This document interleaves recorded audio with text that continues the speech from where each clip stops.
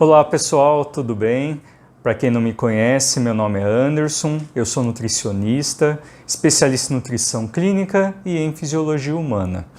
Hoje nós vamos conversar sobre dois problemas de saúde que geralmente acometem os idosos, que é a pressão alta e o diabetes. E antes de dar seguimento nesse tema, eu quero mais uma vez convidar vocês a curtir a minha página, a seguirem minhas redes sociais, Instagram, Facebook, YouTube. Deixem seus comentários, as suas sugestões, as suas dúvidas e constantemente vamos aí publicar novidades acerca desse tema para vocês. Bom, então agora vamos nos aprofundar nesses dois temas, nessas duas doenças, hipertensão e diabetes. Bom, então vamos agora nos aprofundar nesses dois temas. O número de casos de pessoas hipertensas e diabéticas em todo o mundo tem crescido cada vez mais. E frente a esta situação, o Ministério da Saúde e os órgãos internacionais de saúde estão preocupados com isso e estão criando estratégias de abordagem a essa população com o intuito principal de prevenção, ou seja, fazer com que essas pessoas não desenvolvam a pressão alta e nem a diabetes através de estilo de vida saudável. Mas como sabemos, que a gente já conversou em um vídeo anterior, que existe também a questão genética. Ou seja, tem pessoas que não têm nenhum motivo, questão de estilo de vida, se alimentam bem, praticam exercício, não têm o hábito de beber em excesso ou de fumar, mas que mesmo assim vão desenvolver. Então, para essas pessoas, nós também temos que ter uma atenção especial como prevenção de complicações. Ou seja, então, os órgãos de saúde, eles estão criando abordagens, criando formas de interagir com esses grupos para que essas pessoas que têm já um diagnóstico feito também se cuidem, né? Porque o que acontece? Uma vez a pessoa tem pressão alta, para sempre ela vai ter pressão alta. Uma vez que ela é diabética do tipo 1, ela para sempre vai ser diabética. Mas a forma com que ela vai se cuidar vai determinar como vai ser a qualidade de vida dela nos anos a seguir, né? E nós sabemos que as complicações decorrentes dessas doenças são muito graves. E a nível de saúde pública, isso gera um custo muito grande. Então, os órgãos de saúde têm essas duas preocupações. É o custo, que não podemos deixar de pensar nisso, mas principalmente a qualidade de vida da pessoa, do idoso que tem a pressão alta e o diabetes, e também de seus familiares, que talvez vão ser os cuidadores diretos dessas pessoas caso eles tenham algum tipo de complicação. Então percebam, é um tema muito importante, né? E muitas vezes não se fala tanto de toda essa importância e do quanto principalmente essas doenças podem causar assim tanto prejuízo na saúde pública em geral, tá? E focando um pouquinho na questão da alimentação, a alimentação ela tem uma total influência no cuidado da pressão alta e do diabetes. Muitos comerciais passam na televisão, se você for no mercado você vai ver uma série de produtos que são dedicados para pessoas hipertensas, para pessoas diabéticas. Então se você olhar lá nas prateleiras do mercado, vai ter lá produto diet, produto light, vai ter diversos tipos de sal, sal marinho, sal light, sal rosa do Himalaia, você vai ter diversos açúcares, açúcar branco, mascavo, demerara, você vai ter melado, você vai ter uma série de adoçantes, por exemplo, ciclamato, sacarina, sucralose, acesulfame, estévia. Sim, tem muita coisa, mas a pergunta que eu faço para vocês é a seguinte: será que realmente todos esses produtos são bons? Será que todos esses produtos são indicados para todas as pessoas? Porque assim, com certeza você já deve ter visto de curiosidade, esses tipos de produtos que são específicos, principalmente para diabetes, são produtos caros, produtos diet, adoçantes específicos, como por exemplo a forno e fogão, são produtos que têm um custo mais elevado. Mas será que eles realmente têm um efeito benéfico? Será que eles ajudam mesmo no controle desse problema de doença? Ou será que são promessas vazias? No caso da pressão alta, você tem uma série também de temperos, até industrializados, que hoje garantem para você que ali tem 40%, 50%, 60% de sódio a menos naquela porção. Será que é verdade? Será que talvez isso indiretamente não vai fazer você utilizar mais tempero, pelo sabor, vamos dizer assim, ser mais suave? Em relação aos tipos de sal, será que o sal do Himalaia é mais saudável que o sal branco? E o sal grosso também, será que ele tem alguma diferença? Enfim, eu tenho certeza que você fica muito perdido frente a todas essas opções de produtos. Se você tem algum problema de saúde, se você tem um idoso na sua família e você tem essa preocupação em cuidar desses problemas de saúde, com certeza você já teve curiosidade de pesquisar, de ir atrás, de ver os preços, mas eu tenho certeza que a dúvida na sua mente cresceu muito, porque frente a todas as informações que a gente tem, esses produtos, para quem não tem um conhecimento, uma formação, fica muito difícil saber se realmente aquilo é bom, se é só uma promessa, se aquilo vai fazer diferença na saúde ou é um custo desnecessário. E é nesse sentido que eu quero ajudar vocês a compreender um pouquinho melhor sobre a doença, a conhecer um pouco melhor esses produtos, qual é o objetivo de cada produto, realmente ele vai ter um efeito positivo na saúde, compensa comprar determinado produto, talvez aquele não compensa tanto, será que existe realmente uma diferença significativa entre esses tipos de sal, entre esses tipos de açúcar? Então, pouco a pouco nós vamos conversar sobre isso e vocês vão ter uma ideia mais clara sobre isso, do que realmente é importante adquirir ou não. Então a gente vai abordar todos esses tópicos para que a gente consiga se ajudar nesse sentido. E na minha prática clínica, o que eu tenho percebido é que os idosos, e isso é uma coisa interessante, às vezes a gente fala de obesidade em outras fases da vida, mas hoje em dia existem muitos idosos obesos, o que também é bem preocupante. E o que eu tenho percebido é que muitas vezes eles se preocupam muito com a questão do peso, né? A grande maioria, talvez, quando está com excesso de peso, né, quer perder peso, porque a questão das articulações já está um pouco mais difícil para caminhar, isso tem interferência sim, e alguns outros casos de idosos aí que querem engordar porque estão muito magros, o que também tem a ver com massa muscular e a mobilidade. Mas eu vejo que na maioria das vezes eles se preocupam mais com o peso do que com outros problemas. Eles não dão a devida importância, por exemplo, à pressão alta e ao diabetes do que, por exemplo, dão ao seu próprio peso. Só que o tipo de complicação que isso pode gerar é muito grande. Mas será por que eles não se preocupam tanto, então, com a pressão, com o diabetes? E o que eu tenho percebido é o seguinte, alguma das hipóteses, né?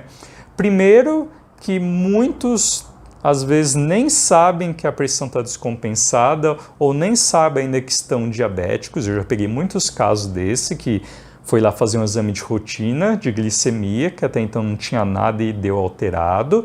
Foi investigar e já estava diabética, mesmo sem saber. E também pessoas que, às vezes, medem uma pressão assim uma vez no ano e de repente se viu hipertensa e até então não se cuidava de forma nenhuma. Então uma talvez das hipóteses que eu acho que eles não se cuidam é justamente porque a princípio ela é uma doença assintomática. Tem muitas pessoas que têm pressão alta e não sente absolutamente nada. Alguns ainda se queixam e dizem, eu estou com dor de cabeça, eu estou com uma pressão na nuca, mas a grande maioria não sente. E o motivo de não sentir talvez faça com que elas deem menos importância a esse problema de saúde. E da mesma forma o diabetes. O diabetes não dá sinal no início. Às vezes a pessoa começa a ter muita sede, pode falar, é do calor, né? Começa a fazer muito xixi, começa a perder peso, acha que não está comendo direito. Mas daí quando ela vê que isso se torna constante, progressivo, ela vai investigar e ela daí descobre que está com diabetes. E daí que ela começa a se cuidar. Mas ela já estava com sintoma, ela já estava com diabetes e não sabia. e talvez não dava importância em fazer exame de rotina justamente porque não estava apresentando nenhum sintoma. Outra hipótese, talvez, é a falta de conhecimento, né, sobre a própria doença. A pessoa sabe que tem a pressão alta e o diabetes, mas acha que é uma doença qualquer, uma doença que não vai gerar maiores malefícios, então ela vai levando o tratamento de qualquer forma, né? Achando que aquilo é uma coisa para a vida e que os anos vão passar e que ela pode comer de qualquer jeito, um estilo de vida qualquer e que ela não vai ter nenhum prejuízo. Então isso é um outro motivo, talvez, a falta de conhecimento. Uma terceira hipótese é a relação doença, alimento e medicamento. Eu vejo muitas pessoas que tomam o remédio direitinho, mas que não dão atenção devida à alimentação. E eu também já vi o inverso, pessoas que cuidam muito bem da alimentação, mas que esquecem, por exemplo, de tomar o remédio toda hora. E eu vejo também pessoas que falam para mim assim, olha, doutor, eu me alimento direitinho, eu cuido do sal, eu tomo meu remédio direitinho durante a semana, mas no final de semana eu abro mão do remédio para tomar minha cervejinha, para comer o meu torresminho e tá tudo certo. Aí é que mora o perigo, né? Porque não é o remédio, ele não tem, podemos dizer assim, um efeito que você toma hoje, ele tem um efeito de 2, 3 dias, uma margem de segurança. Não, ele não tem. O remédio, ele é para ser tomado diariamente justamente por isso, porque a ação dele é naquele momento, ele tem um efeito, né, um tempo de efeito, de duração, mas não é que vai durar dias e que de repente você vai ficar sem tomar final de semana e nada vai acontecer. Eu já conheço casos aí de pessoas que de certa forma tinham até um controle, né, do cuidado geral, medicamentoso, alimentação, e tinha esse hábito de final de semana, como a gente diz, né, pular a cerca e a pessoa ter um AVC no final de semana, porque naquele momento ela deixou de se cuidar achando que não ia acontecer nada. Então isso é muito perigoso. E da mesma forma o diabetes. A pessoa toma certinho um medicamento ou toma lá a sua insulina, chega no final de semana ela abre mão, um exemplo, bebe bastante, come muito, um monte de doce e essa pessoa é internada por um coma diabético, né, por cetoacidose diabética. É um caso muito grave que pode levar a pessoa a coma e até a morte. Então muitas vezes a pessoa não tem ideia disso, que talvez um dia que ela pise na bola, se ela estiver um pouquinho descompensada, algo mais grave ela pode acontecer. E a outra hipótese, fazendo já um link com isso que eu acabei de falar, não tem ideia das consequências que essas doenças podem levar. Porque assim, você fala, pressão alta, diabetes é uma coisa tão básica, né? Tão tranquila, tão assim, que não tem tanta importância, mas as pessoas não sabem o quanto elas podem ter a sua saúde prejudicada. Então, por exemplo, as pessoas não sabem, e talvez você não saiba também, que uma pressão alta descompensada a médio e longo prazo, ela pode causar, por exemplo, insuficiência renal. Então, a pessoa, por causa da pressão alta, ela pode chegar, inclusive, a precisar de uma hemodiálise. Outra coisa que pode acontecer, essa pessoa sofreu um infarto. E essa pessoa pode ter um infarto fulminante, que a pessoa acaba vindo a óbito no mesmo momento. Em outros casos, a pessoa tem um infarto e depois fica internada e recupera, mas tem casos de infarto fulminante. Outra coisa que a pressão alta pode causar é um AVC, né? E o AVC também, ele pode ser mais leve, que não pode gerar tantos prejuízos, mas a gente tem um AVC também que pode ser extenso e vai te prejudicar a vida como um todo. Você vai se tornar uma pessoa acamada, totalmente dependente, a ponto de perder a consciência. Você pode também ter o rompimento de aneurisma, caso você tenha um e não saiba. Então percebem o quanto a pressão alta pode interferir diretamente na sua vida, literalmente. E outro exemplo, o diabetes, que as pessoas não sabem. Diabetes compensado também pode levar à lesão renal, de você ir também para a hemodiálise. Outra coisa que pode acontecer é problemas circulatórios, principalmente em extremidades, né, principalmente pés, pernas, e em que a pessoa acaba tendo prejuízo, né, no sistema circulatório, e a pessoa acaba muitas vezes tendo que amputar dedo, amputar membro, né? E isso é uma coisa que as pessoas não têm ideia. Uma coisa que também pode acontecer, pessoas ficarem cegas por causa do diabetes, né? O excesso de açúcar no sangue ele causa diversas lesões em diversas estruturas, principalmente nos nervos, né? E no sistema circulatório. E isso tem a ver totalmente com a visão. Então eu conheço pacientes diabéticos que ficaram cegos. E não é algo que é reversível, não. A pessoa fica cega e ela fica cega para sempre, né? E as pessoas acabam subestimando esse tipo de doença. E meu alerta para vocês é não subestimem, né? Eu creio que a partir de agora vocês vão ficar muito mais atentos e muito mais preocupados com aquelas pessoas que você ama, que você cuida, que tem esse problema de saúde, e talvez você mesmo não sabia que poderia causar tudo isso. Então, mais uma vez, eu faço o alerta. Não subestimem esse problema de saúde. Levem a sério. Tomem um medicamento de forma correta prescrito pelo médico. Façam uma alimentação adequada. Procurem o profissional nutricionista. Se possível, façam atividade física. Procurem um educador físico para que, juntando toda essa mudança de estilo de vida, a gente possa prevenir sim todas as complicações e que a gente possa chegar em etapas posteriores da vida, né, de forma tranquila, com qualidade de vida, sendo independente, fazendo as atividades cotidianas sem depender de ninguém. E é uma frase que eu vou usar muito: é possível sim envelhecer com saúde, né? E eu quero ajudar vocês nesse sentido de passar para vocês o máximo de informações possíveis acerca disso, para ajudá-los a envelhecer com saúde, ajudar os seus familiares a viverem com saúde. E eu falo tudo isso porque, além de ser profissional de saúde, eu vivo isso de perto. Os meus pais têm pressão alta e eu fico no pé deles desde sempre. Eu pergunto: pai, mãe, tá tomando remédio direito? Pegou remédio no posto? Não esquece de tomar, não esquece de buscar. Pai, mãe, tá cuidando da alimentação? Tá fazendo comida com pouco sal? Tá evitando gordura? Não tá colocando tanto açúcar no café? Então eu fico no pé mesmo. E no começo foi difícil, né? É difícil eles aderirem. Toda mudança de hábito, de comportamento, é muito difícil no começo para todos, mas principalmente para a pessoa idosa que tem toda aquela resistência. Mas com o tempo eles foram aderindo e hoje eles seguem muito bem. Mas por quê? Porque eles sabem da importância.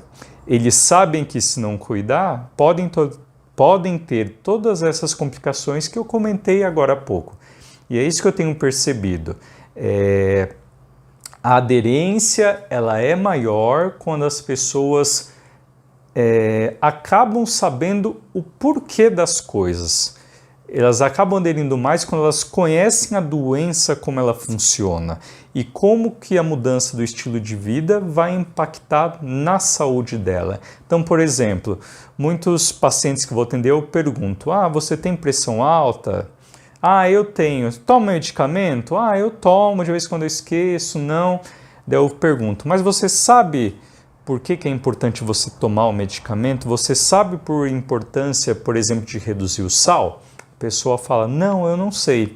Daí eu vou lá e explico: olha, a pressão alta no seu corpo é dessa forma, né? No seu corpo você tem como se fosse uma série de encanamentos, seu coração é a torneira, e daí essa torneira você abre. Se essa torneira ela vai com muita pressão, ela pode começar a fazer, vamos dizer assim, lesões nessas tubulações, e qualquer hora essa tubulação ela vai romper, ela não vai aguentar e vai estourar esse cano.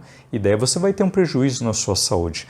A pressão alta é a mesma coisa, seu coração começa a bater mais forte, tá alguma coisa errada na circulação, esses vasos eles podem romper. E nesse exemplo específico, o que significa isso? Um AVC, um infarto. Então, quando a gente começa a colocar de forma didática, explicar o porquê das coisas, por que, por exemplo, ele tem que restringir o sal, por que, por exemplo, ele tem que restringir o açúcar, o que acontece, por exemplo, ele não controlar nada disso. É incrível como a pessoa muda o jeito de receber a nossa orientação, porque ela entende da importância. Né? Às vezes eu pergunto, a pessoa: eu fui no médico, o médico mandou tomar esse remédio aí. Mas por que ele prescreveu esse remédio? Eu não sei. Ah, ele pediu para eu tirar o sal e trocar por isso daqui. Mas por que ele pediu para tirar o sal e trocar por esse alternativo? Ah, eu não sei. E as pessoas com o tempo acabam desistindo justamente por isso. Eu comprei isso aí porque mandaram eu comprar, eu não sei porque eu tô comendo, que efeito está fazendo, não sei se realmente está ajudando alguma coisa, então eu vou parar, não vou comer mais isso, não vou comprar, vou deixar para lá. E muitas vezes a pessoa não acaba voltando no médico, não procura um outro profissional para ser melhor orientada e acaba ficando nisso. E muitas vezes isso é a infeliz oportunidade da doença se agravar e gerar um grande prejuízo na vida da pessoa. Então, o que eu oriento? Enquanto profissional de saúde, eu gosto de explicar muito bem, tintim por tintim, para os meus pacientes o que é a doença, como que ela age no organismo, quais são os prejuízos que ela pode ter se ela não cuidar, e em relação à alimentação especificamente, o que acontece no organismo quando eu tiro determinado alimento, quando eu coloco determinado alimento e no que isso pode ajudar na qualidade de vida delas. Olha, eu garanto para vocês que com base nisso, assim, as pessoas aderem muito mais. Elas aderem e quando eu retorno nos atendimentos eu pergunto, e a senhora, está seguindo o que eu falei? Ah, sim, estou seguindo. Depois que você explicou, eu vi como é importante, eu me sinto até mais motivada agora para fazer e eu faço com gosto e agora eu quero fazer seguir essas orientações para toda a minha família. Então, para mim, isso é muito gratificante. Saber que, com uma simples atitude, que é explicar o porquê das coisas, a pessoa sente a diferença e ela toma aquilo como um desafio para ela mesma. Eu vou fazer isso porque eu quero cuidar de mim, porque eu me amo e eu quero ter qualidade de vida.